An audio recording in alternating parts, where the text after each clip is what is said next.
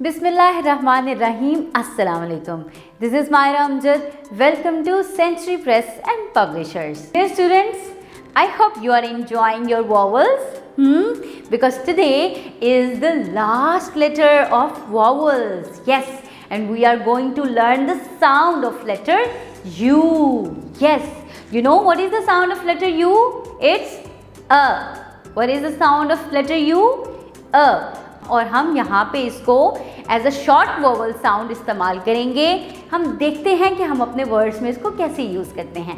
So let's start. It's cup, ख अ प, कप. इट्स बग, ब अ ग, bug. And next one is mug. It's म अ ग, mug. And the other is jug. ठीक है, तो यहाँ पे भी हम इसको अ का साउंड यूज कर रहे हैं. डक में हम इसको अ का साउंड यूज करें. ड अ ख, डक. नेक्स्ट वन इज बन, ब अ न, बन.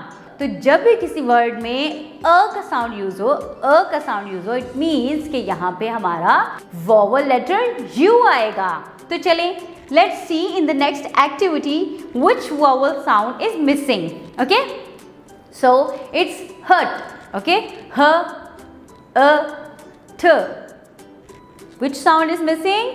Yes, vowel sound of u, a. इसी तरह run के अंदर r a is missing. A sound is for vowel u. Sun, इसमें भी अ साउंड मिसिंग है. अ न. ओके, तो अ sound is for letter U. इसी तरह बस के अंदर वोवल साउंड अ का यूज हो रहा है. ब अ स. ओके, तो आपने यहाँ पे वोवल लेटर यू लिखना है. अब है बग, ब अ ग. ओके, तो जब हमारे पास साउंड ऑफ अ आ रहा है, इट मीन्स कि यहाँ पे हमारा वोवल लेटर यू आएगा. And next is bird. आपको पता है ये बर्ड होता है. बर्ड कहते हैं छोटे से पौधे को. ठीक है, ठीक है. जो बेबी प्लांट होता है उसको हम बर्ड कहते हैं. सो इट्स ब अ ड. ओके, तो जब अ का साउंड यूज हो रहा है, इट मीन्स कि यहाँ पे वोवल लेटर यू यूज हो रहा है. तो आपने यहाँ पे यू लिख के इसको कंप्लीट करना है.